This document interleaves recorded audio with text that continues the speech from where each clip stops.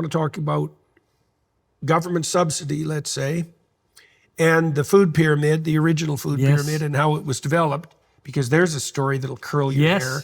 Oh, it's so appalling. Oh, it's vile. It's so appalling, unbelievable. And that's where I think the people who created the food pyramid were criminal. Oh, criminal. Yeah. Because the story, and this is a story you're fleshing out, is that the base of the pyramid, so that's where you get the bulk of your calories, according to the hypothetically scientific guidelines of the government, which were never scientific in the least, right from the beginning, is that that's where you should derive the bulk of your calories. Yes. And then fats and meat are a tiny element of that. Yeah, no, and that's, they knew from what I've been able to, from what I've seen in my investigations, is that the people who designed that bloody pyramid were told by their own scientists that they were going to produce an epidemic of obesity and diabetes. So you stay away from the processed foods because they're too high in concentrated carbohydrate and sugar. Yes. Let's finally get to the purpose of this video, which is the list of the healthiest foods.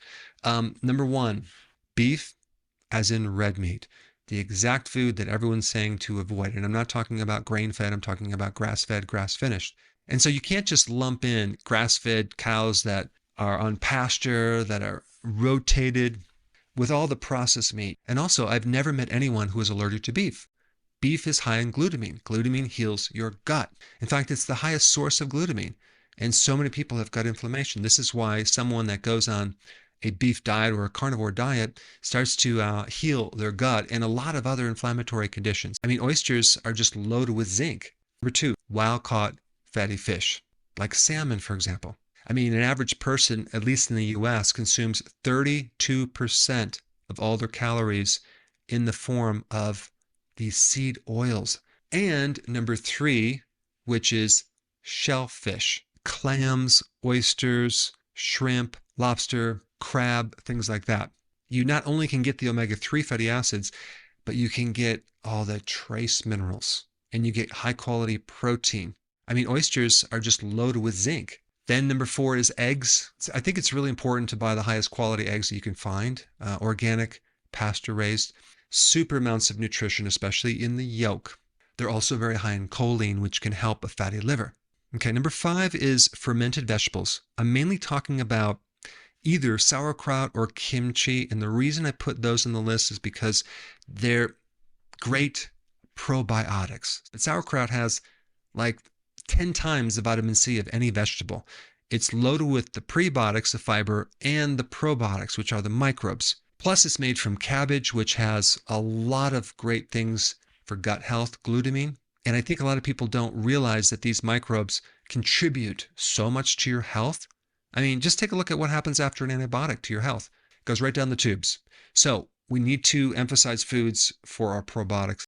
If this is an ideology or a principle or a practice that is going to make it harder for people to reproduce, there's something fundamentally then wrong there's something wrong with it, and I must reject it. And so even when it comes to diet, reproductive capacity is species health across generations, right? It's the equivalent of health, except across generations. So obviously anything that's anti-reproduction in its essence is, there isn't anything more pathological whether you invoke God, whether the commandment to Adam and Eve, or whether you invoke evolution, whose great design is to just have an advantage to reproduce, you all come back to reproduction, and yet 70% of all calories globally come from carbohydrates. So they do have the advantage of being cheap in the short run. You know, and especially if it's subsidized, it's cheap for the person that's who's a separate issue. Like, because you could imagine, you know, humanity's been solving a sequence of problems, and one problem, and it was real, was there just wasn't enough calories. Okay, so you probably want to address that so people don't starve. And fair enough, and maybe you can address that more cheaply with corn than with beef. Okay, and so there, we've given the devil his due, but that doesn't mean that that constitutes an optimized diet. And that's where I think the people who created the food pyramid were criminal. Criminal. Because the story, and this is a story you're fleshing out, is that the base of the pyramid, so that's where you get the bulk of your calories, according to the hypothetically scientific guidelines of the government, which were never scientific in the least, right from the beginning, is that that's where you should derive the bulk of your calories. And then fats, and Yes. meat are a tiny element of that. Yeah, no, and no. that's they knew from what I've been able to, from what I've seen in my investigations, is that the people who designed that bloody pyramid were told by their own scientists that they were going to produce an epidemic of obesity and diabetes. Yeah, Right. Dr. Philip Handler was the president of one of the leading scientific societies in the United States at the time. And I'm going to loosely quote him, but he says, "What right has the federal government to conduct such a grand experiment Yeah, no kidding. with the population of the United States as its test subject?" Yeah. That it had never been done. With no control. No, that's right. Yeah, it had never and been no done. consent. I'd like to discuss the absolute healthiest foods that you should be eating. Let's finally get to the purpose of this video, which is the list of the healthiest foods. Number 1, beef, as in red meat, the exact food that everyone's saying to avoid. Number 2, wild-caught fatty fish, like salmon, for example. And number 3, which is shellfish, clams, oysters, shrimp, lobster, crab, things like that. And number 4 is eggs. Okay, number 5 is fermented vegetables. Number 6, I'm going to include the leafy greens. Number 7, organ meats. Number 8, certain herbal spices. And I'm talking about garlic, onion, sage, thyme, sea salt, which is not an herb, but it's just something I want to throw in there. Basil and cinnamon. And one thing that bothers me quite a bit is when someone says to eat something because it's good for you or it's a superfood. And almost universally what that really translates to is it grows in nature. If your body is filled with toxins and certain foods remove them, then that means we could have brought back Steve Irwin with a blueberry smoothie. In reality, almost all supplements or foods that get rid of toxins are really just laxatives or diuretics. So it makes you feel like they're somehow flushing something away, when in reality you could have just put 3 shots of vodka in your latte like a regular person. And one of the ways you can tell if you're not getting enough antioxidants is by looking at your skin and seeing if it's starting to rust. And while they do play a role in your body, the problem with suggesting that you should consume more is that it's fundamentally like saying the more oil you have in your car, the less likely it is to break down, which is not true, because too much actually makes things worse. You can add the excess to your overnight oats because motor oil is also high in antioxidants. The good news is that because too much alcohol is toxic, if your friend is passed out in the club bathroom, you can flush out the alcohol by popping a blueberry under their tongue, just like a sensu bean. Below that, we have fiber and micronutrients, which are all your vitamins and minerals. Just make sure you get enough of these or your teeth will fall out. That sounds like a perfect way to enslave people. You know, the globalist utopian Oh, vision. yes. This is the C40 vision. This is a consortium of municipalities all around the world, including many of the world's biggest cities. They want a 95% reduction in meat consumption. That's not all. 95% reduction in private automobile ownership. Oh, yes, of course. A 1 short-haul flight per person every 3 years. Oh, my. 3 items of clothing per year. That sounds like a perfect way to enslave people. But the meat element is particularly egregious as far as I'm concerned, because Well, there are forms of agriculture that are meat intensive, that revivify soil. And the yes. idea that that's contributing to something like a climate catastrophe, that I can't imagine a stupider lie than that No, one. it is tragic because for multiple reasons. Just as a fun aside, when studies in men have shown that if man stops eating meat, saturated fats in particular, his testosterone plummets, his sperm production plummets. Like this is It's a sign antithetical of, to human well, production. Wouldn't you think that that's an evolution, that's a biological sign of scarcity? Yes, that's right. Well, it's no bloody wonder Yeah, that you're... don't reproduce. The Don't reproduce environment now isn't because all you suitable. have to eat is broccoli.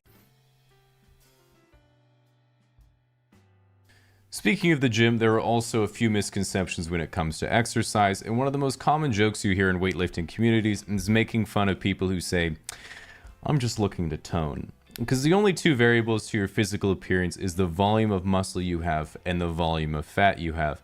It's also incredibly difficult to gain muscle. So you'll often hear girls and even guys say, I'm worried that if I start lifting weights, I'll get too big.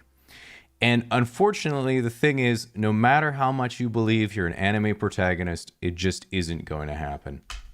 Ultimately, there are 2 main ways of improving your physical health through exercise, which are strength training and cardiovascular training.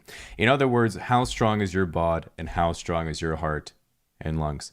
And while even 30 minutes to an hour of walking a day is enough to make sure everything keeps working, further training at the gym is not only a good idea, it's a lifestyle where you can lift a heavy thing now so you can be in pain for a while and then lift a slightly heavier thing later, or ski on the elliptical until exhaustion so that once your heart eventually recovers, you'll have more love to give. I'd like to discuss the absolute healthiest foods that you should be eating. Now, how do we figure this out? So let's just take a look at what the definition of food is. Food is that which is eaten to sustain life, provide energy, and promote the growth and repair of tissues.